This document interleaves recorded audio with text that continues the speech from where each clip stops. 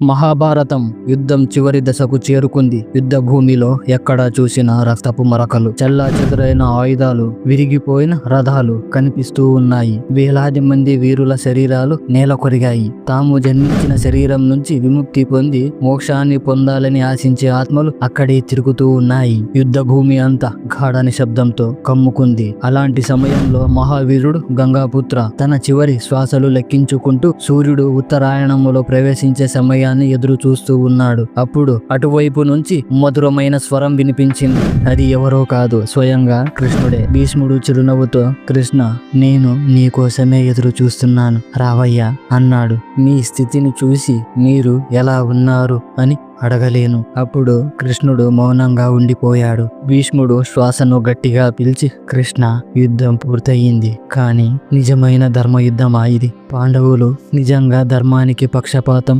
ఉన్నవారేనా అని ప్రశ్నించాడు. కృష్ణుడు చిరునవ్వుతో సమాధానం చెప్పాడు. పితామహ, యుద్ధంలో పాండవులు ధర్మపక్షాన ఉన్నారు, కానీ వాళ్ళ యుద్ధ విధానంలో కొన్ని అపవిత్రమైన మార్గాలు ఉన్నాయి. అయితే ఇది కాలచక్రం, సమస్త న్యాయం మానవ కర్మాల ఆధారంగా జరుగుతుంది. ఇది పూర్తిగా ధర్మయుద్ధం కాదు, కానీ ధర్మరక్షణ కోసం జరిగిన యుద్ధం. భీష్ముడు మళ్ళీ ప్రశ్నించాడు. కృష్ణ, నువ్వు గత జన్మలో త్రేతాయుగంలో రాముడుగా పుట్టి ధర్మాన్ని కాపాడినట్టే ఇప్పుడు కూడా అదే చేస్తున్నావయ్యా. కృష్ణుడు కాస్త మౌనంగా ఉండి అప్పుడు ఇలా చెప్పాడు. పితామహ, ప్రతి యుగంలో ధర్మాన్ని నిలబెట్టడానికి నేనొస్తాను. త్రేతాయుగంలో రాముడిలా వచ్చాను, ద్వాపరి యుగంలో నేనే ఉన్నాను. కానీ ఒక్కటే తేడా, రాముడు రాక్షసులను ఎదుర్కొన్నాడు, కానీ ఇప్పుడు రాక్షసులు మానవ రూపంలో ఉన్నారు, అంతే తేడా.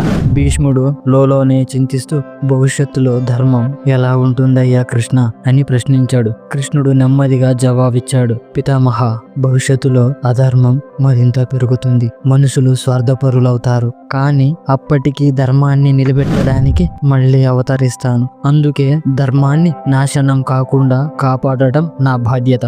భీష్ముడు తన చివరి శ్వాస తీసుకుంటూ అన్నాడు. కృష్ణ, నా సమయం పూర్తయిందయ్యా. నా చివరి క్షణాల్లో నీ దివ్య రూపాన్ని చూడటానికి ఈ కన్నులు ఆశపడుతున్నాయి. కృష్ణుడు భీష్ముని దగ్గరికి వెళ్లి నమస్కరిస్తూ సూర్యుడు ఉత్తరాయణంలో ప్రవేశించాడు. ఆ క్షణం తర్వాత యుద్ధ భూమి మళ్లీ నిశ్శబ్దంగా మునిగిపోయింది.